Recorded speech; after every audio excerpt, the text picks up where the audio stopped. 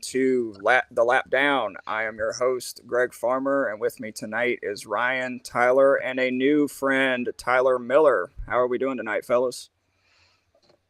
I'm doing good. I'm doing pretty good. That's Fine. always good to hear. As always, a big shout out to Will and the Alkali Project for the intro and outro music on the show. Please be sure to check out their album, The Blood World, whenever you can. Before we start, I just want to say a couple of things. One, I hope everyone had a great 4th of July weekend. Hope it was safe. You had lots of fun with your families, friends, whatever you did. Two, we here at the Lap Down would like to send out our condolences to the families and victims of the tragic flooding in the Texas Hills area over the weekend. A lot of tragedy out there, and hope that everybody is safe. And we know that you guys can rebuild Texas strong. Number three, I would also personally would like to send out condolences to the families and friends of the victims in the dirt track accident at Sonoya Raceway this past Saturday night. My local dirt track during a 604 late model race. One of them climbed the wall and struck the catch fence, knocking three fans backwards about 20 feet. One of them was airlifted to the Atlanta area hospital with a concussion, 3 broken ribs, and a bruised lung, but all will recover. So every time we have someone new on the show, we have them introduce themselves. So Tyler, please tell us where you are from, how you got into racing, and who your favorite driver is, please. Well, I'm from Marathon, New York. Racing's kind of been in my life, just my entire life. Started out watching racing at my grandparents, and he was a Jeff Gordon fan. I was a Dale Senior fan. After Senior passed away, I became a Ricky Rudd fan because my dad was a Ricky Rudd fan. Then I kind of went with the DEI drivers. I followed Martin Truex Jr. Then it was Junior Motorsports drivers, so Brad Keselowski. And then I followed Austin and Ty Dillon. Currently, I am following Jesse Love. And I just wanted to say that Ty Dillon is the GOAT. he's going to win the championship. I don't know how many people understand that. He's going. He has a shot to win the million too. Yeah, you could win the million. That'd be insane. All right. Well, that's welcome to the show. Glad you could join us tonight. We're going to start off with a little bit of breaking news from a couple days ago. Daniel Suarez and Trackhouse Racing have announced that they are mutually parting ways at the end of the season, most likely to bring up Connor Zilisch from the Xfinity Series to the Cup Series. If you look at the stats, Suarez has 2 career wins in the Cup Series, one at Sonoma, one at Atlanta, while Ross Chastain has multiple wins. SVG has multiple wins. So we kind of saw this coming, Suarez being the odd man out on this deal. But where do you guys think that he ends up in 2026, starting with Tyler Miller? I don't know what cars are available. In all honesty, it's kind of a shock that they would part ways with him, I guess, after a hot and cold couple of years, but he's gotten them wins, so it's not something dire or drastic. I think maybe sponsorship maybe was an issue, or they just really thought that it's time for Connor Zilisch to move up. It's pretty clear Connor's number one coming up. Yep. What about Tyler C? Well, my initial thought was obviously to bring up Connor Zilisch and the current charter agreement with the 3 cars. They would love to have 4 cars and run all 4 of them, but unfortunately, because of the new charter agreement, they have what 3 cars now, right? Yeah. Well, there's also down. Oh, sorry. So, but to continue on that, I think because Suarez, I mean, I love the guy. He's a great man. He hasn't been consistent enough. I mean, 2 wins is nothing to sweat at. But when you have Ross Chastain and SVG going out, well, on road courses anyway, the SVG competing, and then Ross Chastain competing for wins week in and week out, it kind of makes like, do we really want to continue with him if he's going to struggle? Maybe another team can give him a better opportunity. All right, Ryan. Yeah, well, going back to the whole point about Trackhouse would love to expand to a 4th car if it was allowed within the rules. You also have the downside of the fact as to where would they have even gotten a 3rd charter, 4th charter from to run that 4th car, because say they wouldn't run a 4th open car full time. I think that would be way too much of a risk for them. And I actually just went and checked, and I saw that after this most recent race where SVG picked up the win, he has now passed Suarez in regular points. Suarez has dropped all the way down to 29th in points. I will say, from their point of view, it's hard to see how a rookie in Connor Zilic could really do all that much worse than that as a rookie, especially where he's got the upside of being able to run with SVG's pace on the road courses. So,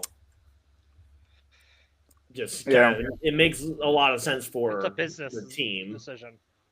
I just don't really see this being overly logical for Suarez for it to be a true mutual decision. Yeah. I think it's more on the business decision if I think about it, but go ahead, Greg. No, I was going to say, I put it in one of our TikToks that I posted the other day. I think him and Zilic do kind of a ride swap. Zilic comes up to the Cup Series, and Suarez goes back down to the Xfinity Series and runs the 88 for Junior Motorsports. Suarez kind of knocked that down the other day. He knocked it out. Yeah, you want to stay in Cup. You don't want to go down. I mean, he's not Daniel Hemrick. Daniel Hemrick's only gone down. Races and championships would be a lot of fun for the fans, but he wants to be a part of the Sunday crowd and part of the best of the best. If we're thinking about what cars could be open, I as much as I love Ty Dillon, I don't know what Ty Dillon's future is. I don't know what Kaulig looks like in the next year or two. I mean, it's possible that Suarez can make the move over to the 16 or even the 10. But it leaves the door. Kaulig seems to have, no offense, it seems to be pay drivers. I mean, I love Ty Dillon, but he's paying to be there. People want to pay to be in Cup, and I would assume that Suarez would probably be more than willing to stay in Cup if he knew that he'd have another shot. I mean, there's only so many places that are going to pop up over the next 2 or 3 years, and even if he stays at the Cup level as somewhat competitive, he could slide right back into another top tier ride. Well, and that comes back to the question I've had for a while: is to a lot of the top tier rides are really locked up for the foreseeable future. I mean, outside of a Denny Hamlin retirement, I don't really see any opportunities for. Yeah, but Suarez used to be Toyota. Yeah, that is true. Yeah, Corey Heim is also right there for Toyota. That is true. Well. Yeah, Corey Heim is right there too. Yeah. So if Hamlin were to retire, I think Heim's the natural fit. All of that may be true, but at the end of the day, when it comes down to a business decision and a competitive decision, he's going to want to be in a ride no matter what it is, just because of that competitive itch. So if something opens up in the Xfinity Series, I would not blame him for dropping back down to just at least be able to run. I mean, we talked about it a few weeks ago. Look at the Corey LaJoie situation. He wanted to run on Sundays, but a deal didn't come.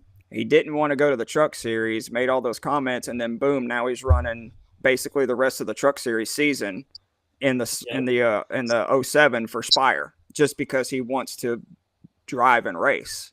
Yeah, but that came about really late in the season. I mean, everybody was already they found their partners for the next year. Corey LaJoie was the odd man out. They really did him dirty. I do agree to disagree with that. Like, they didn't do him dirty, but Corey didn't help himself with the comments outside the track. Yeah. Yeah, I mean, his comments about the truck series definitely didn't help him land a ride earlier because, like, he supposedly had the 19 truck available to him earlier, but if I had that, I mean, I don't know about you, but if I had that opportunity, because I think it was like Christian Eckes' car, that was a championship threat car a year before. Yeah, but they were also changing over crew chief, and I think a couple of other key engineers were leaving too. So, I mean, that it was still kind of a pretty toss up as to what that truck was going to look like. But hindsight being 2020, it hasn't skipped a beat. Yeah. I will say though, I think Justin Haley's ride might be one of the rides where Suarez might be able to pay more than Haley is able to, and because Haley is that ride absolutely shit this year. Like, he has done nothing. And looking at the speed that Spires had this year, I mean, I could see him getting into the 7 maybe. Yeah, that would be about the only really remotely competitive ride that I could realistically see Suarez getting into. Because, like, looking at other drivers who could get replaced, it's like, okay, bottom of the standings, you've got Custer and Herbst, no. Cody Ware, probably not. Then you get to Noah Gragson, Ty Dillon, and Justin Haley are really the only other ones down there below. Noah Gragson signed. I think Noah Gragson signed a 2-year deal. I think. Okay, does Gragson have a 2-year deal? I didn't know. I think what so. his Yeah. contract was, I don't know. I believe so. I don't actually know off the top of my head. But Gragson's been a little disappointing this year in the 4 car, although I'd like to see him get an extra year in that car. Then you've got Ty Dillon and Haley. Then you've got guys like Gill and Dillon around that same range as well, and it's like they just aren't moving on from those. They're not going to move on from Herbst either in the 35. Exactly. That's what I was saying. Like, those guys at the very bottom, like Ware, Herbst, and Custer, they have connections that will keep them there well beyond what is reasonable. Well, what about Austin? No, I don't think Austin Cindric's leaving, is he? Yeah, no, and Cindric's done more than enough to keep that ride, but without his dad. I think we're forgetting. I think we're forgetting that. Who's supposed to get those? Who's supposed to get the charters from Rick Ware? It's supposed to be RFK and who? Legacy. RFK has been leasing one of them, and then Legacy. There's currently that court case with Legacy. Where Legacy is saying that they were supposed to have that charter, or either 2026. That could be a possibility for him. If that's the case and they get the charter, I think that would be a pretty good fit for him, especially with how fast John Hunter if Rick Ware expands to a second car, it's just a matter of whether they expand to a second car or continue this leasing a charter to Roush, because I would feel really terrible for Ryan Preece if he loses out on that Roush ride because they don't have a charter for next year. He's actually, I mean, he hasn't been great lately, but he started out the season pretty solid. I think that charter he hasn't been great lately. He's 2 points outside the cut line as it stands. I think that Ryan Preece's car is good till next year too. That's the argument that they were having. Yeah, they were supposed to. Legacy was supposed to get that in 2027, but they thought they were getting the 2026 one, and I think that's the issue that they're having, because they thought that they were going to have that charter for next year. But yeah, so since the start of May, Ryan Preece's has had finishes of, and this is not counting the All-Star race, 7th, 9th, 28th at Nashville, 9th, 15th at Mexico, 8th, 15th at Atlanta, and then 7th at Chicago this past week. I mean, that is extremely consistent and well above the average for Roush. Yeah. So, and you were talking about enough to keep that ride for another year or two. You were talking about Riley Herbst and stuff. I don't think Suarez is going to want to go to a team that's in the midst of this lawsuit stuff with the really, really good possibility they could lose their charters completely. Well, and then I guess that takes the Noah Gragson seat off the table too, because Front Row Motorsports is that other team involved in the lawsuit too. So then that leaves it right back to where we started with Ty Dillon as one of the old Ty Dillon and Haley's rides is really the only ones up for grabs, quote unquote. And Also, I don't know if we had talked about it. You had that guy from Trackhouse who is buying Rick Ware Racing to start his own team next year. No, the guy from Spire that Spire. bought Trackhouse, yeah. My God, He actually my bad. left the Spire ownership group last summer at some point. Yeah, so he's buying Rick Ware Racing, and they've already confirmed that Cody Ware will be in a car next year. But who knows how many car? He said he wants to do like a 3-car team. Yeah, he wants to eventually build it up to a 3-car team, but who knows? Yeah. Well, we'll just have to wait and see where Daniel ends up. We do wish him the best. I am a Suarez fan. I do like him a lot. But we're gonna go into our recap because I'm sure there is going to be a lot of good conversation coming out of this. Can we do F1 first, actually? Because I have a couple of really cool announcements for F1. Go right ahead. Well, Lando Norris won the British Grand Prix, but Nico Hulkenberg got a podium this weekend, which I believe it's his first ever podium. I believe in a Sauber. Congratulations to Nico Hulkenberg. Yeah. Yep. Definitely. One of the more deserving drivers in the F1 class. But coming back to the United States, Shane Van Gisbergen, let's just name him the King of Chicago. Chicago's the cleanest city in the country right now. Yep, he swept the weekend Xfinity and Cup from the pole in both races, and he has won 4 out of 5 races he has entered at the Chicago Street Course, with the only blemish being last year's race. He is now the most winningest international driver in NASCAR history. One of my questions coming out of the weekend, SVG now has 2 wins on the season with another road course on the horizon this weekend in Sonoma. Is he deserving to be in the playoffs now? I know we talked about it a few weeks ago when he won Mexico, but is he now deserving to be in the playoffs? Tyler Miller. I think he is. I mean, how many people have won 2 races in a season? I mean, how many? Look at, Harrison Burton last year. He only won 1 race, and it was the very last race. What did he really? Yeah, winning you're in. But you guys brought up last week. I mean, what if it was a top 25 race? What if you were racing to be in the top 25 and you had those wins?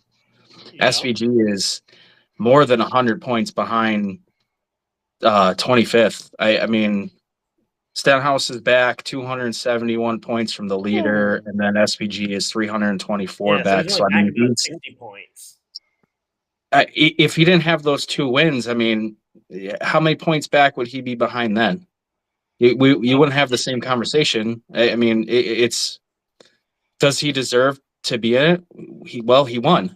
He deserves to be in there, but where can you make it more exciting for? Okay, well now you got to be in the top 25 in order to make the playoffs, because then he's pointing his way in the rest of the season.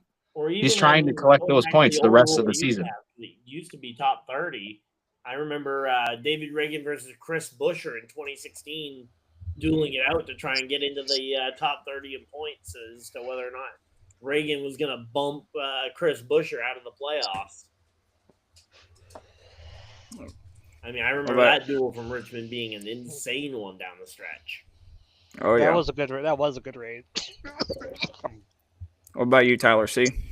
I actually, back to the playoff. I mean, I do see a point. Like SVG, especially with Charlotte Roval in the playoffs, I think he could be.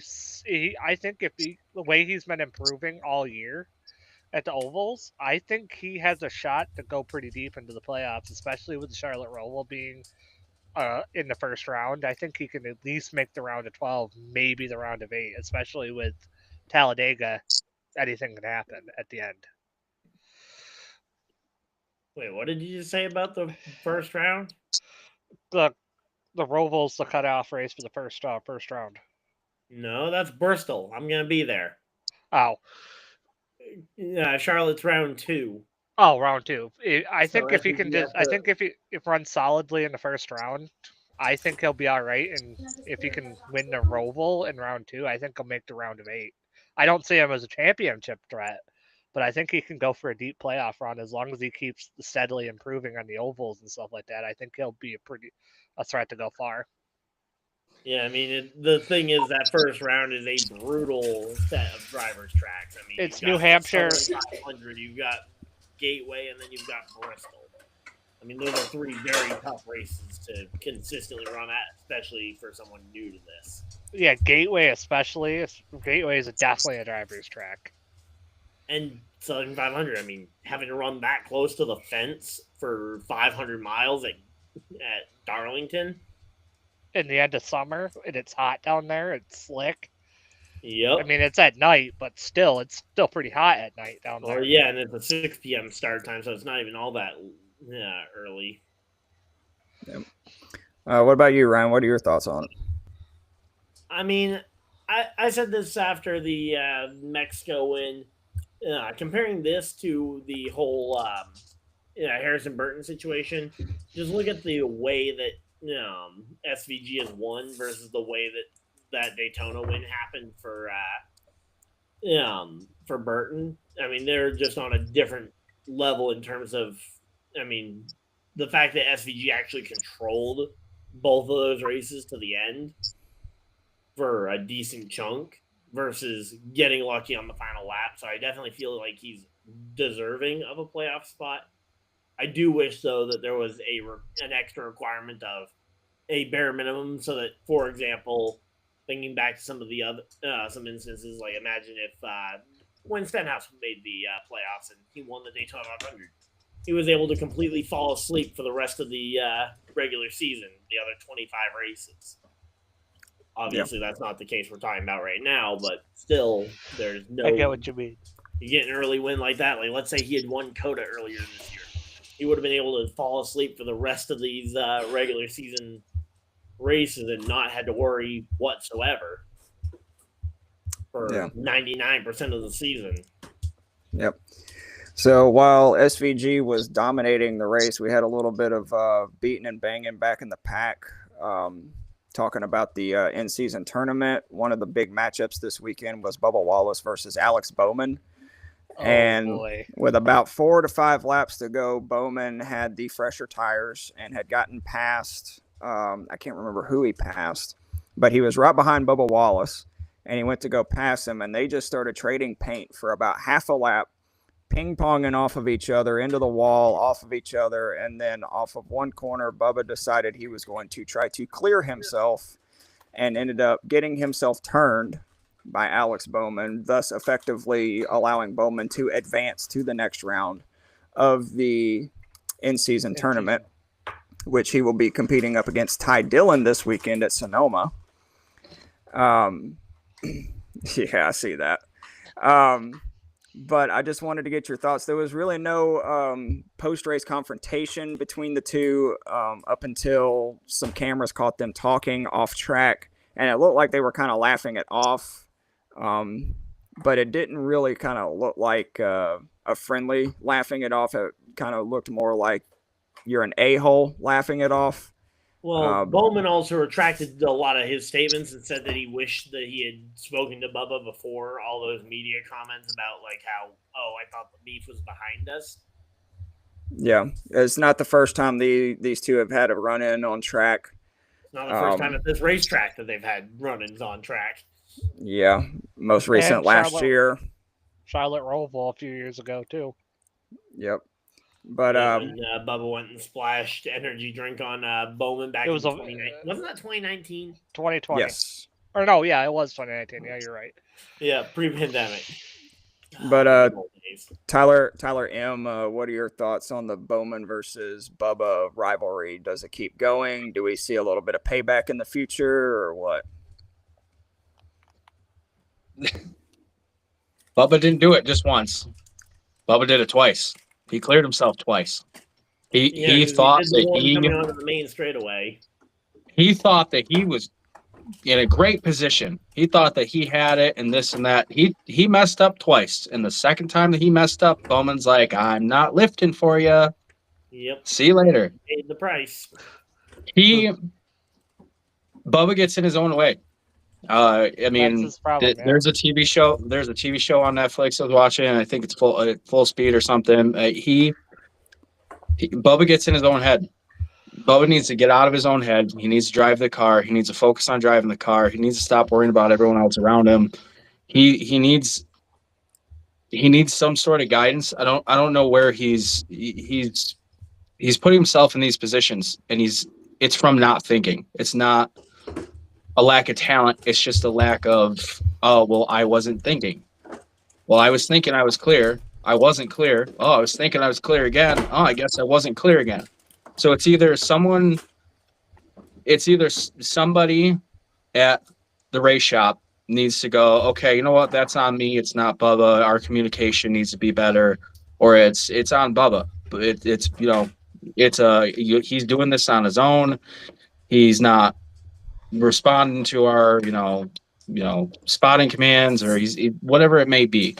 But he needs to get out of his own way. He has all the potential in the world, but he's the only person that's messing that up. He needs to take, a step back and go, okay, well, let's regroup. I've won races. He needs to go, I won races. I deserve to be here. I can focus and I can do this. Whatever is happening or whatever's going on, it's in his own head, and it's the season. It's in NFL you have the yips, right? He's got the yips. He needs to work through whatever problems is going on, and if it's not his problems, then they need to fix that for him, and they need to do it now. There's only, I think, 9 races left. He can win a race or two. I mean, he could win Daytona. Like, he has an opportunity. He needs to take it while he can take it. But if it's between him or if it's between the race team, they need to do it now before it's too late. Yeah. Before we go any further, I will say that the old Bubba Wallace probably would have freaked out, tried to fight someone on pit road, post race, and all that. This was a quote that he put on his Twitter last night. He talked to someone from NASCAR, like an interview. He said, I'm proud of the effort. The late call on the 5 that got us spun earlier in the race, he had gotten spun by Kyle Larson. Larson kind of dove in deep into the corner and spun him out. Hated that just when you think everything's going okay, but we were able to jump ship and switch up plans, and it put us right back in the race. I was passing cars, having fun, showing that we keep improving and keep building confidence. We will be fine. I hate to see it end that way. It was fun. It was also fun with the 48. No love lost, all good. Now, I don't know if that was a PR apology or if that was a personal apology. And it remains to be seen in the upcoming races. Yeah, But Tyler C., what do you think? I think only time will tell with that one, but I still think low key Bubba did it. I do agree, Bubba did it to himself.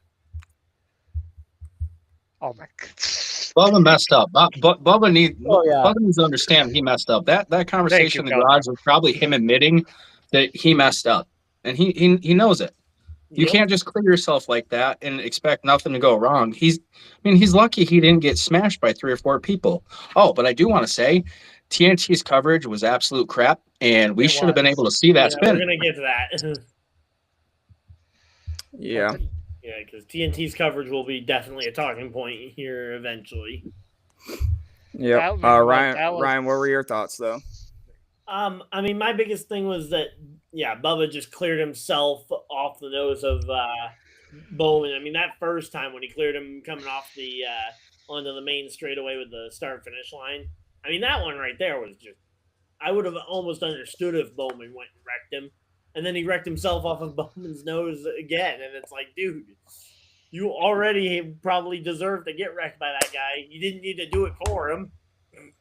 Yeah. I saw hilarious. I think the thing that I think would serve Bubba the best, though, would be to go and take like a 3-4 day fishing trip with Martin Truex Jr. I think that's an older driver who can teach him to get out of his own head. Yep. I saw something on Twitter late last night that said that NASCAR was going to be investigating Alex Bowman for right rearing Bubba Wallace, and I'm sitting there thinking, I'm like, I watched the replay. Bubba cleared himself and then started to spin. Bowman was already in the gas. He hit him in the right rear when he was already sideways. Yeah, if you only watched the very first clip that that TNT showed us, then yeah, sure, I totally understand you thinking that. But that's only the very first clip and the very first angle. Watch that same angle 2-3 times, you start to get the idea. You watch any of the other angles, it's clear as day. Yep. So moving on. What about the Josh Berry caution, the non-caution for almost 2 laps? Yeah, well, we got a couple of non-cautions. I'm getting there. SVG's win was kind of overshadowed by controversy, by something that we have mentioned on this podcast multiple times in the last year and a half: officiating. Most notably, with one Josh Berry getting turned into the wall and sitting on the track for a full lap and a half before they threw the yellow. It was almost 3 full minutes before they threw the yellow. And then coming to the white flag, Cody Ware had a brake failure going into turn 6 and had one of the most brutal hits into the tire barrier. He hit the tire barrier and the concrete wall at just a touch over 120 miles an hour. Ooh. Tommy Baldwin on Door Bumper Clear, who is also the competition director at Rick Ware Racing, said they went back and looked at the telemetry and said that it was the hardest head-on hit in the next-gen era.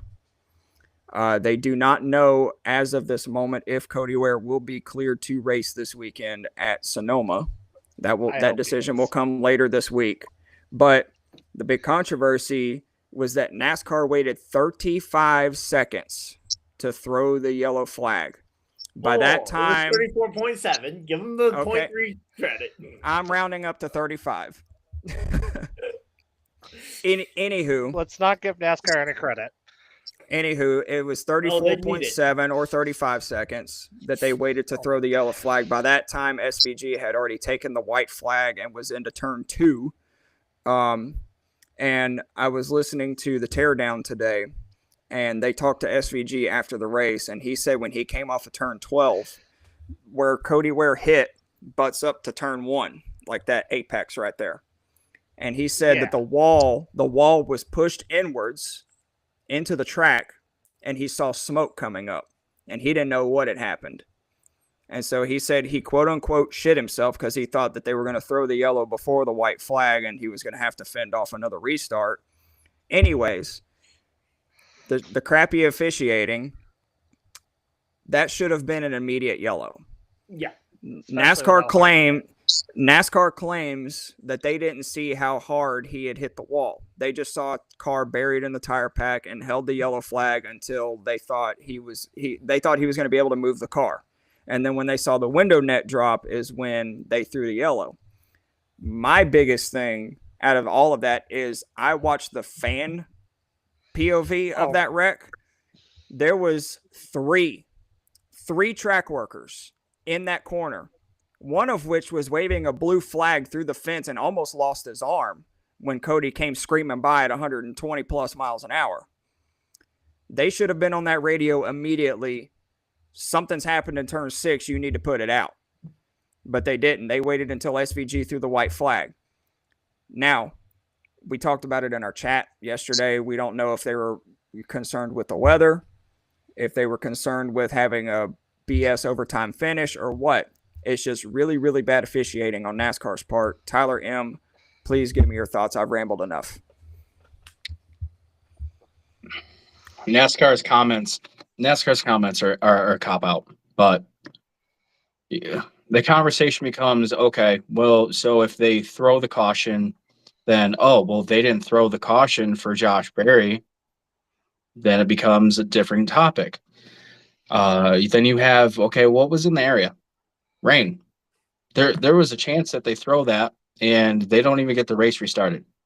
So, dragging it out for however extra time, it becomes almost, okay, so we go into a yellow, we dig them out, and then we go green as rain starts falling. So then it's more dangerous for the drivers, and they're on their last lap, and they're on, they're on slick tires. I mean, it becomes more dangerous to that point. But I don't want to make excuses for them. They they were just being consistent. Not throwing it meant, you know, okay, we got our stuff in. We don't have to worry about any of the other what ifs. I honestly think that decision was made laps before. I think laps before. If it came down, okay, if someone wrecks 2 to go, we need to get this race over with. We need to get this moving. I think that decision was already made. But there's no way you can't tell me NASCAR didn't know how hard he hit. You can't tell me that. How many people are around there to say, oh my God, he just hit incredibly hard. He needs to get help immediately. He smoked that barrier. He had that window net down within like 3 seconds. They weren't at the line. He had the window net down before they were even at the line. So the conversation becomes, okay, well, it was either SVG's going to win or Tyler Reddick's going to win. I mean, those were the two drivers. Tyler Reddick had the tires. SVG didn't. So it was okay. SVG moves Reddick out of the way for the win, or Reddick, takes off and that's it. So it's, pick your poison. But it's, as far as safety goes, yeah, I mean, they should have thrown it. I think everybody would say, you know what, they should have thrown it. It would have been chaotic towards the end, and the conversation would have been different. But I mean, who knows? Who really knows? I mean, I met Cody Ware at Pocono, and he seems like a really, really nice guy. I mean, at the track, I don't. It's more of a, we look back in hindsight and go, okay, well, did they make the right call? Well, we'll never know. So they made the call. This is the path we're down. This is the path we have to deal with. There's nothing to change it. SVG was the dominant car. SVG won. And Tyler Reddick, 2 years in a row or whatever it was, he had the car to win and fell just short. It was a same exact strategy as last year. He came up short again. I mean, the only benefit of throwing the caution when they did is Ty Gibbs got an extra place. Ty Gibbs was going to finish third. He couldn't hold him off. I mean, maybe hold him off for a couple of turns, but I mean, Reddick wasn't going to catch up to him. Reddick was not going to catch up to him, and it wasn't like Ty Gibbs was really challenging. So I think it was SVG's race to win. I think that the person who was going to win won. It's neither here nor there. It's just, if you're going to be consistent, I mean, that was consistent for the day. For what they did over the course of the day, that was consistent. So we just, we can't just go back and keep saying, oh, well, NASCAR should have done this. NASCAR should have done that. They did what they did, and that's that.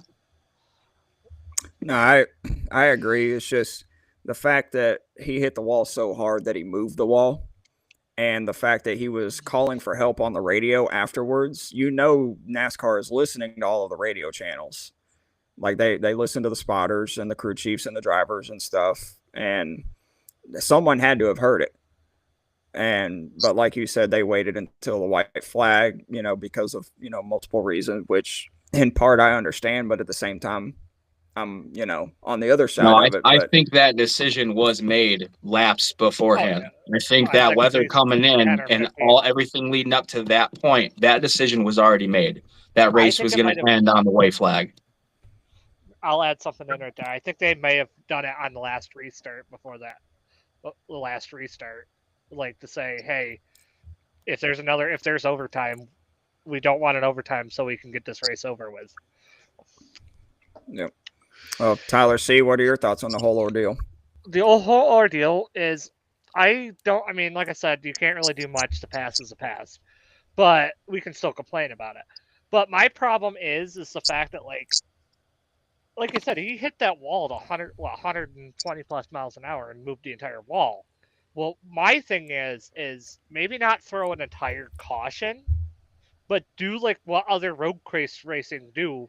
Throw yellow flags to slow people down in that section. I mean, but that still wouldn't help. But I'm just I trying- think they did. If you watched one of the fan videos, the one guy waving the blue flag was passing the yellow flag off to somebody else to wave it. I'm not sure what their operations are as far as that goes, but like he had the yellow flag. He saw him hit and reacted. I'm grabbing that yellow flag. It's got to be coming out. I do agree with You that. can have sector cautions. You can have different cautions for different corners and stuff. I think that's really how it used to be like that, and I'm pretty sure that's how it would have been. But it wouldn't. I don't think it would have affected the race if we're having a corner caution or a sector caution. It just having somebody throw the caution was the topic. We're not doing it. I mean, They should. I mean, as much as I hate to say, as much as I understand they made the decision, they still should have done it for safety. Like just because, like he needed to get out of there, like they needed to get the car out of there and repair. And well, speaking of safety, you were talking about doing like a corner caution and stuff.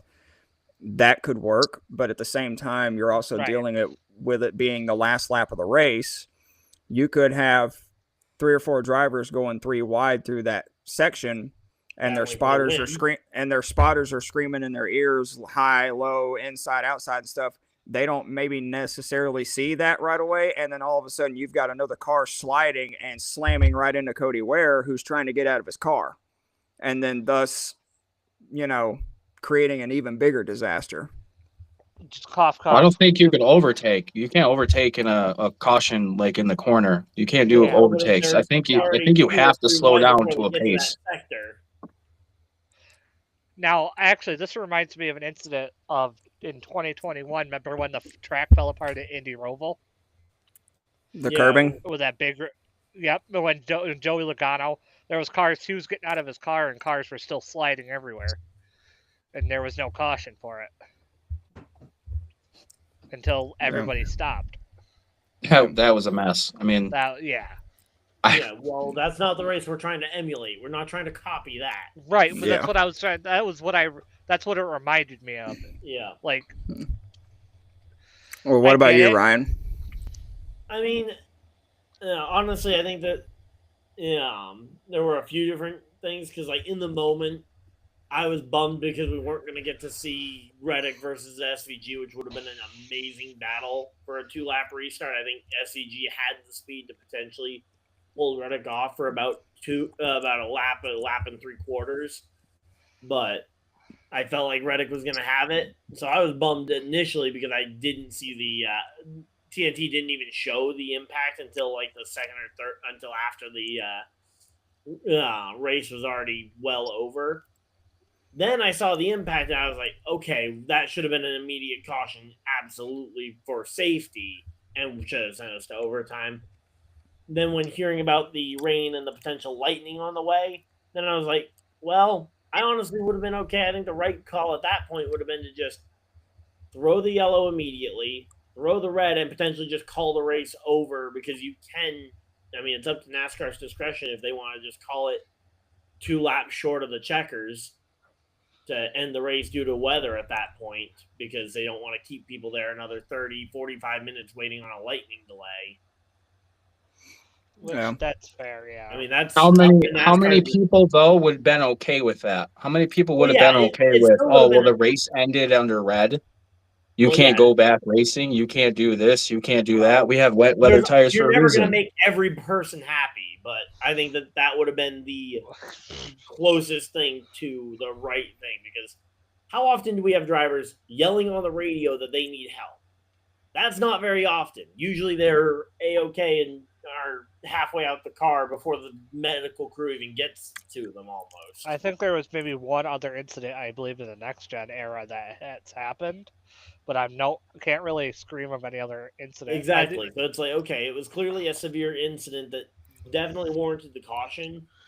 And then it just comes down to, whether or not, because there's no guarantee that we would have gotten the lightning that would have ended the race. But at that point, it's taking it piece by piece rather than trying to officiate the entire situation as to, okay, what if? Like, what if the lightning comes? Because there was no guarantee the lightning would have come before the 2-lap overtime restart happened. Yeah, but it did rain. It rained right after SVG celebration. I mean, Yeah, but that was minutes so after. during the initial caution, they would have come down and put on rain tires, and you would have. Well, you don't need to. That's the point. That's the point I'm trying to make. So they could have raced that out. They didn't need those tires. They could have been Well, on slicks. They could have had an even worse accident happen. yeah. It's it the what depends on ifs. because NASCAR can just flat out tell them that you have to put rain tires on, depending on the severity of the rain and at NASCAR. Like F1 does. Yeah, but then when does it become unsafe to drive on? Okay, so you're throwing it back out there for 2 laps. It's an argument that no one's going to win. This is the decision NASCAR made, and it was consistent with what they did throughout the day.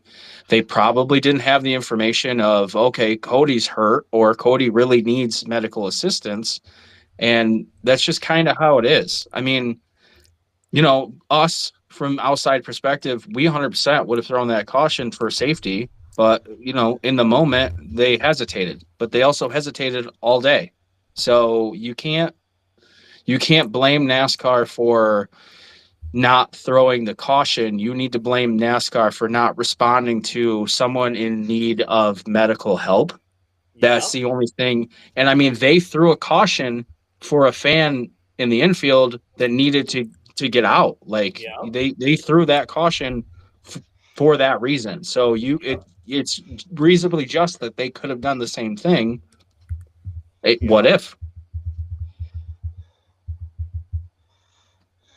Yeah, no, I agree. I know we put Cody Ware down a lot, based on the equipment that he's in and stuff like that. But I am honestly hoping and praying that he's okay and that he can get back in the car this weekend at Sonoma. It's confirmed that he's going to be racing. He was cleared a couple hours ago. Okay, good. He's okay. He's a little sore, but he's okay. Yeah. Well, it brings me to my next question. This was the third installment of the NASCAR Street Course. And before I ask the question, I'm going to put this out there. Brandon Johnson, the mayor of Chicago, his administration said that he's open to 2 more years of the NASCAR Chicago Street Course, but only after exploring the possibility of shifting the event to a different date that does not pose challenges of the July 4th weekend. So, my question to y'all, does NASCAR go back to the Chicago Street Course next year, or do we maybe shift back to Chicagoland like Carson Hocevar has been hinting about the last few weeks? Tyler M. Oh, sorry. I think that if Chicago doesn't want them on that weekend, that NASCAR isn't willing to bend the knee at that. I think then they would explore putting in a points race for North Wilkesboro for an opportunity maybe at a different track like Chicagoland. Or if you really wanted to, you could go to a different street course altogether. I mean, personally, I don't remember who said it in an interview. I think it was Denny Hamlin about, something in a rectangle shape, right? So driving something in a rectangle shape on the streets, right? Where else would be the best in the world for something in a rectangle shape for a street course? Washington, D.C. I could, if I saw a race at the National Mall, I mean, that could draw on a lot of people.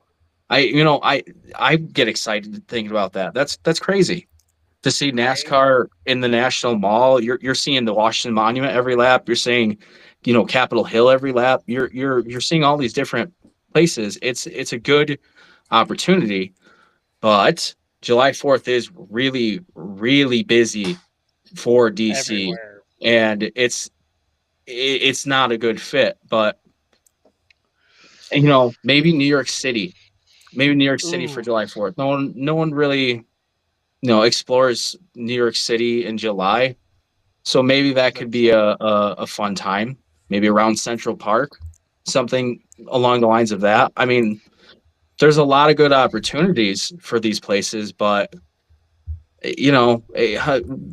what kind of money is it? What kind of infrastructure do you need? And does it really make sense? Is it just we want to have Right. these gimmick races, or we want to go back to our roots? I don't think anybody would be disappointed in going back to Chicagoland. I don't Oh, no. really think anybody would be disappointed if street racing wasn't on the schedule. I mean, you can make an argument either way, but in my personal opinion, I mean, it's about money. What makes more money for NASCAR and for these cities or these tracks? Yeah. Well, I did see that Adam Stern put out that NASCAR is working with the city of San Diego for a street course next year in the Southern California market. That'd be I don't know about July 4th weekend. We were talking before we went on air, before you joined in, Tyler. I was throwing out the possibility of them doing Atlanta Motor Speedway July 4th weekend. It's like the Coke Zero, at Daytona. I mean, everybody misses that. Everybody misses the Daytona weekend on July 4th. I mean, yeah, maybe Especially- NASCAR works something out where they swap the 2 weekends. They put Chicago street course before the 4th, and then July 4th weekend they do Atlanta. how about a weekend that doesn't have any weather, okay. but every time NASCAR comes to town, there's weather?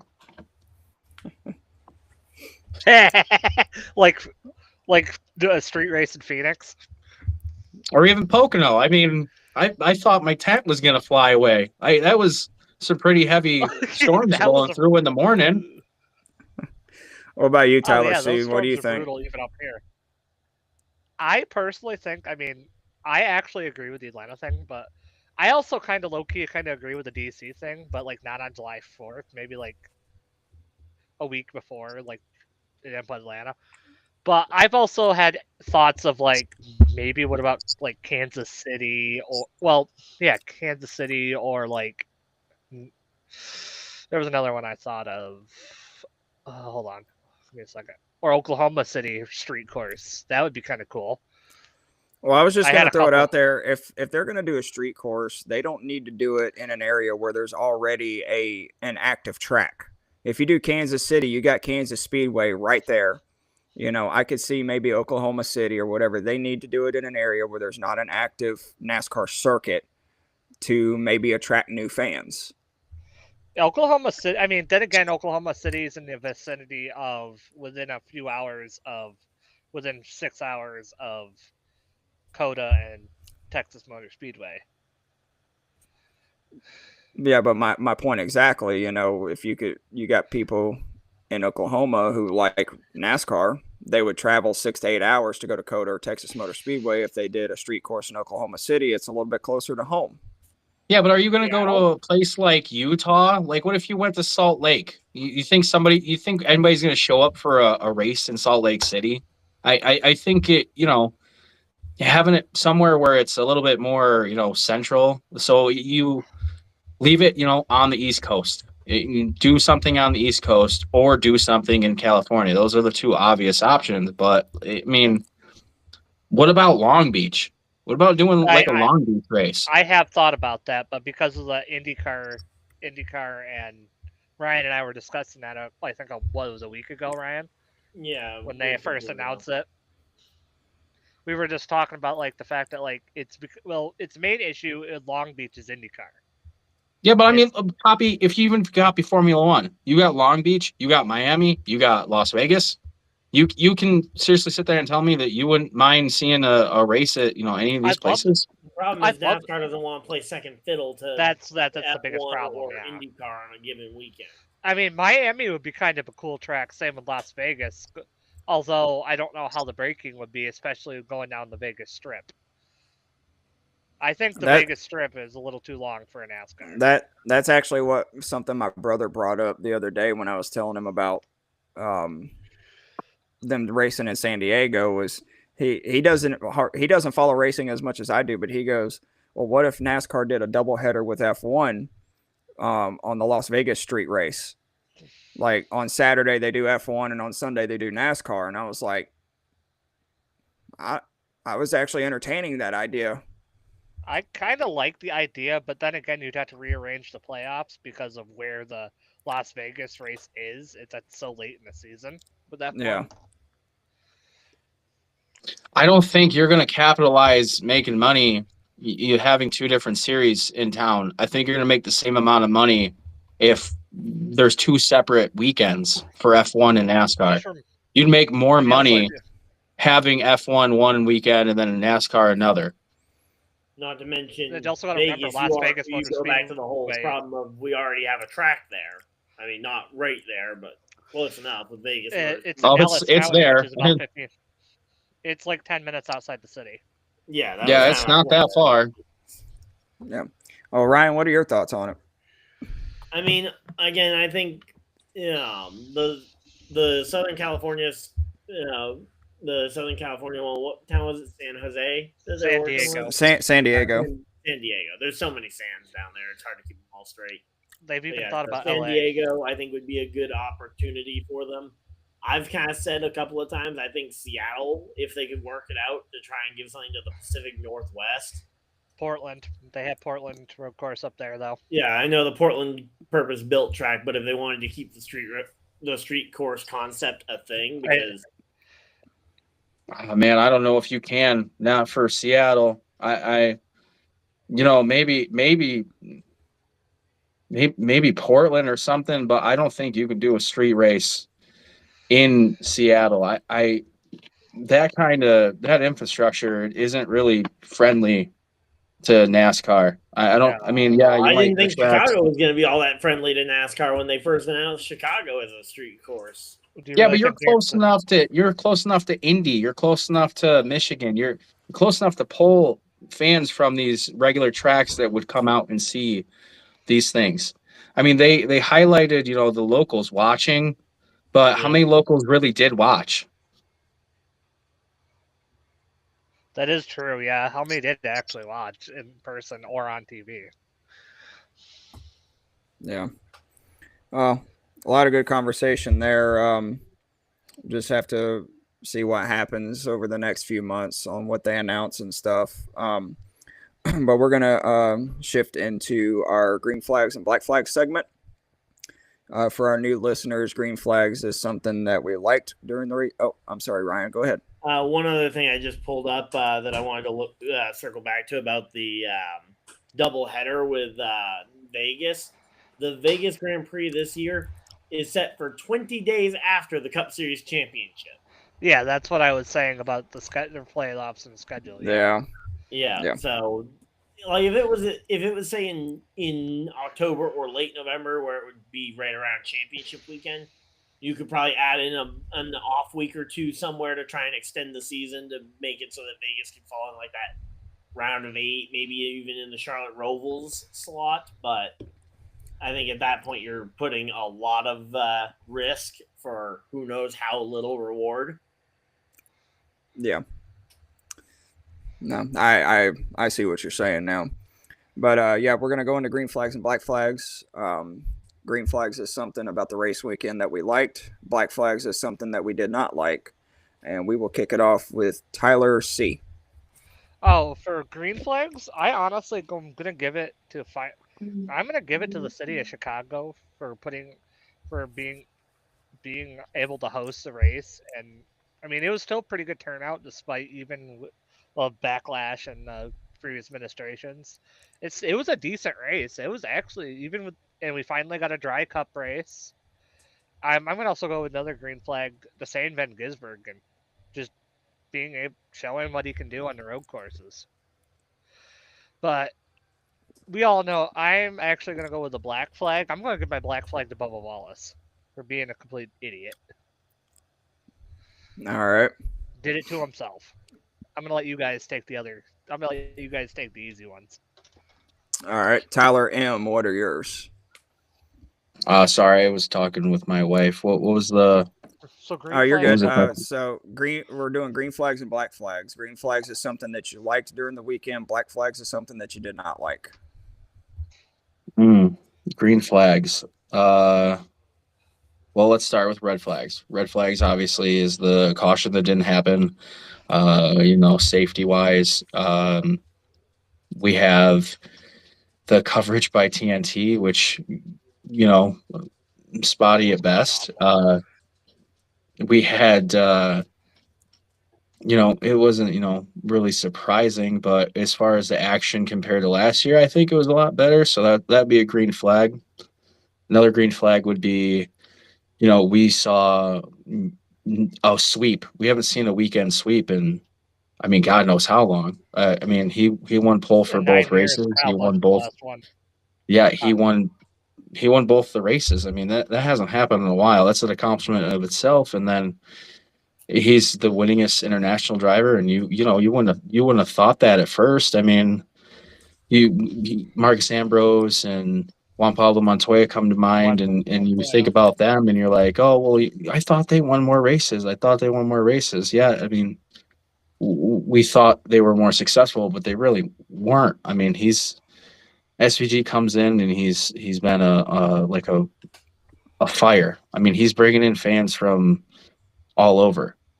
A red flag would be throwing some of these people they think are going to be better than they are in the cups. We're trying to repeat the success that SVG has had.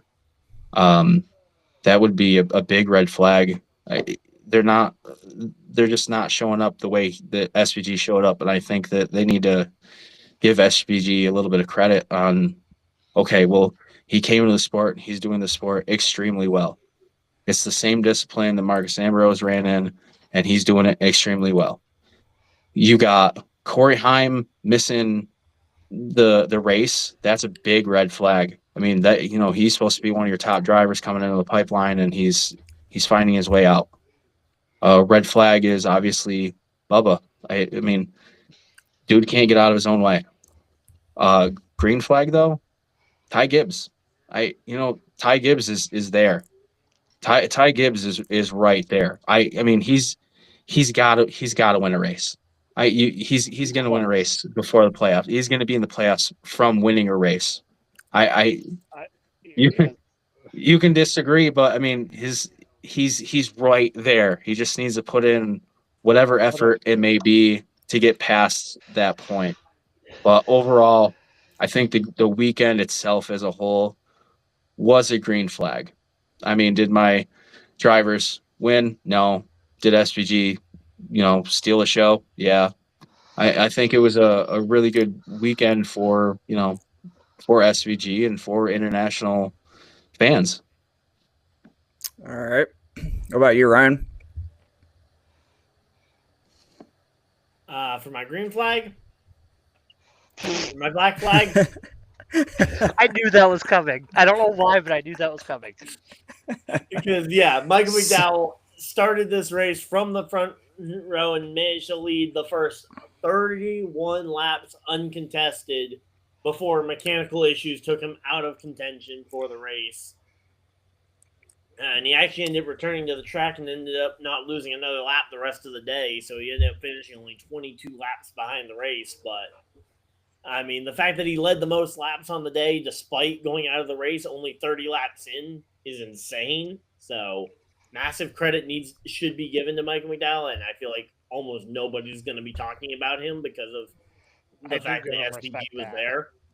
Yeah. Even though he beat SVG for the first 31 laps of the race. And he was pulling away too, I believe, right?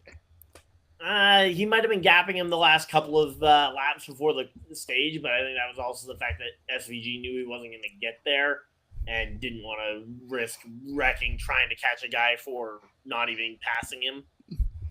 Yeah. When there's a caution coming, so yeah. So I have a couple of green flags. My first green flag goes to Ty Dillon. The lowest seed in the in-season tournament is in the round of 8 and is in very much contention to win the $1 million. And my second green flag goes to Catherine Legg for avoiding all of the BS and getting a top 20 yesterday in the Live Fast car. My black flag, I'm not going to pick the low-hanging fruit. I'm actually going to give my black flag to Alex Bowman. And that is for not trying to talk to Bubba Wallace before he made his post-race comments. Well, didn't Bubba also up and leave the track really quick, though? Yes, but I don't even think Bowman tried to stop him to talk to him. I think Bubba was out of the race though, and I have Bowman actually- laps to go. I think Bowman was out of there before Bowman had stopped, and we know those Actually- pit reporters, they will be all over your car the second you park. I have another black flag real quick. To Byron, I believe it. Yeah, and Hendrick in general this weekend. Hendrick was just rough all weekend. Even Yeah. Alex Bowman and William Byron wrecking in practice and then having issues during the day. You can't. I mean, mechanical issues you can't really do. All 4 of them wrecked or had contact during qualifying. They all started at the back, and Byron had issues before the race even started. He was With the having clutch issues during pace laps. And my biggest black flag out of the Hendrick is Chase Elliott because he was nowhere and he's usually a pretty good road racer. And he got eliminated from the in-season tournament. My bracket's already screwed. Everybody's bracket was screwed after Atlanta. Yeah, I had Larson winning it all, so I mean, yeah. Not to mention one of the biggest matchups besides Ty Dillon versus Alex Bowman this coming weekend is John Hunter Nemechek versus Eric Jones, Legacy Motor Club matchup. Oh, that's going to be a good one. Yeah. That's a fun little competition, like in-house competition. I Oh, mean, yeah. that could go either way. That's And pretty the exciting. Another last thing- few races they've raced at Sonoma, they've been actually fairly solid, both of them. Yeah, I don't know. another You thing kind of to wish note, that though, was on a super speedway, though. That's the matchup you kind of wish was on a super speedway. I mean, a road course, I mean, they might get, 10, 15, 20 seconds away from them. And then, who knows? But, I mean, it could go like a good Formula One type competition. We'll see which team is better. But if they end up, side by side, coming into the hairpin, I mean, who do you go with? Who do you really, are you going to wreck your teammate? Are you going to push as hard as you'd push somebody else? Are you going to pull, something out of your hat? Are you going to race clean and just kind of accept it? That's the beauty What you got, of Ryan? Yeah, well, I was going to say that for the in-season tournament, we no longer have a single race winner from the 2025 season. All of the drivers remaining are all non-winners this year so far. Wow.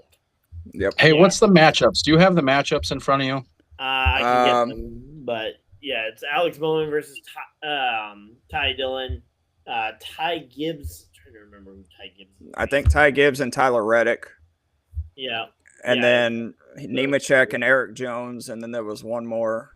I Yeah, can't who's the remember what last other one? It wasn't. Oh my goodness. Let me see. Uh, You got Jones, Nemechek, Priest, Reddick, and then Ty Gibbs versus Zane Smith.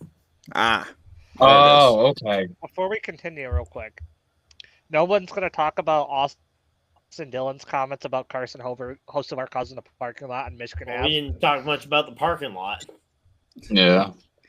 Well, that was Wow. pretty much a given. Almost half the field is pissed off at Carson Hocevar at this point in the season. Yeah, but he Perhaps it slammed wasn't that wall waiting too. I was saying, in my opinion, Hocevar just made a mistake, and then he had a broken toe link and spun out. It was really nothing he could do, honestly. And Yeah, he Austin- clipped the inside wall, then hit the outside wall. He hit that I mean, wall. he moved that wall.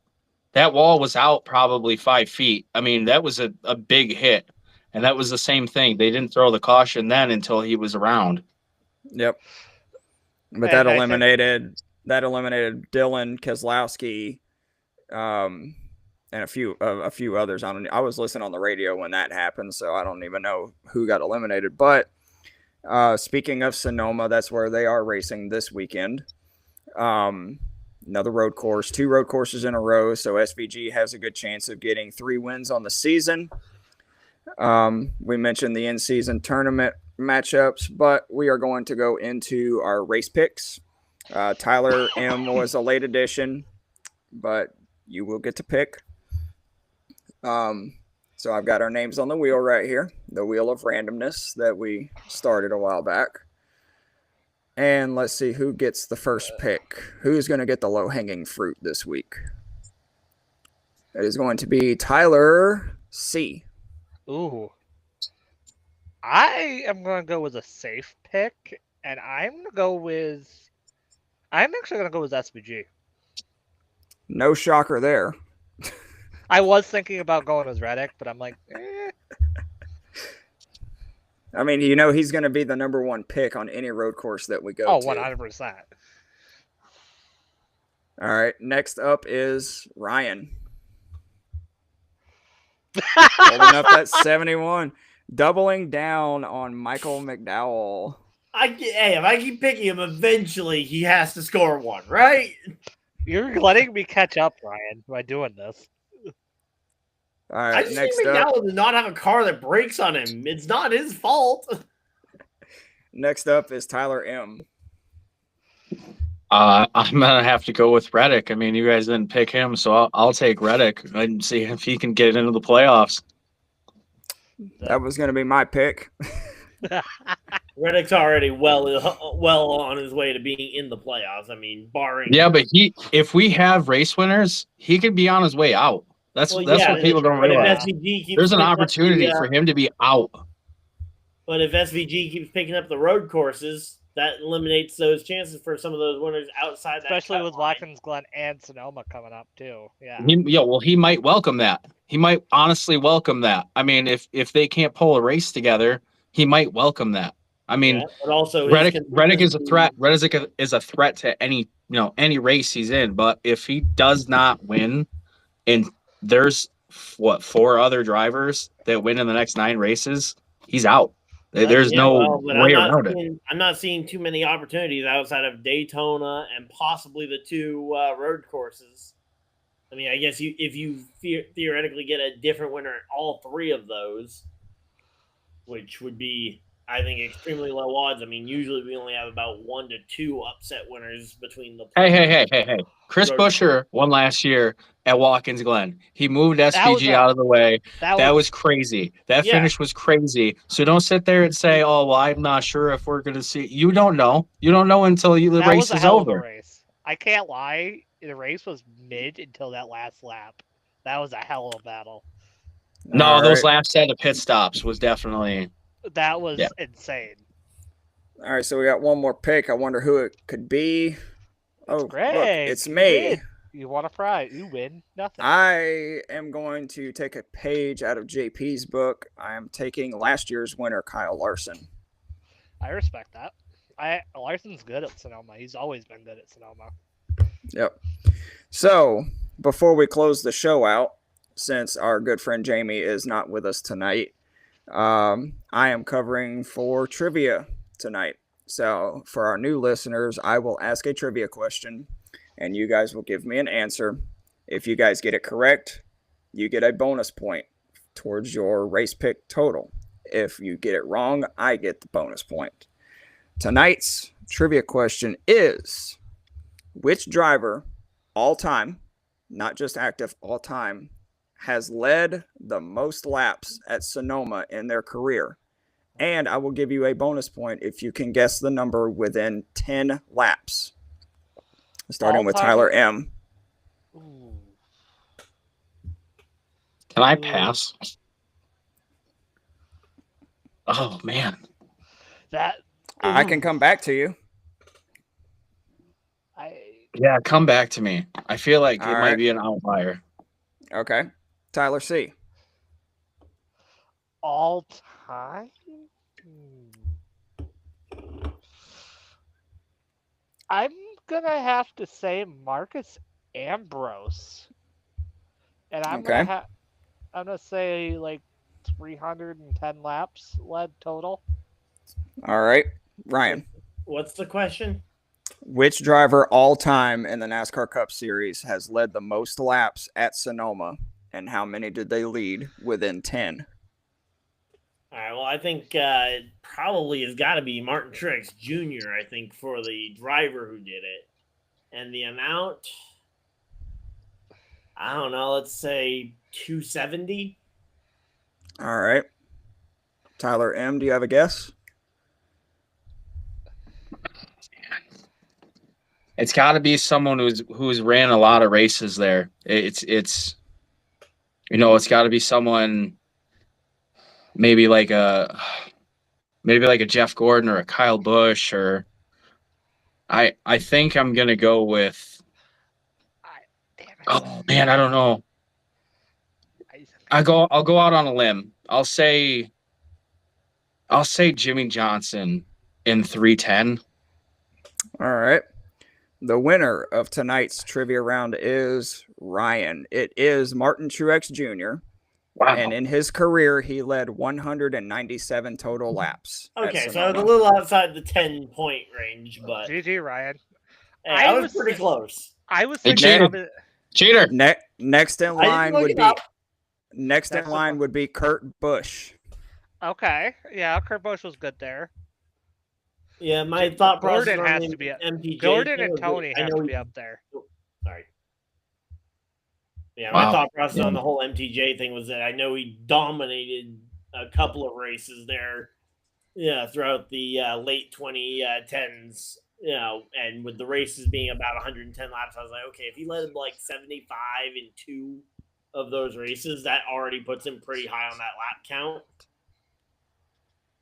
So Yep. that was kind of So my the thought top- process there. So the top 10 is Martin Truex Jr., Kurt Busch, Jimmy Johnson, Denny Hamlin, Kevin Harvick, Clint Boyer, Kyle Busch, Brad Keselowski, Joey Logano, and Kyle Larson.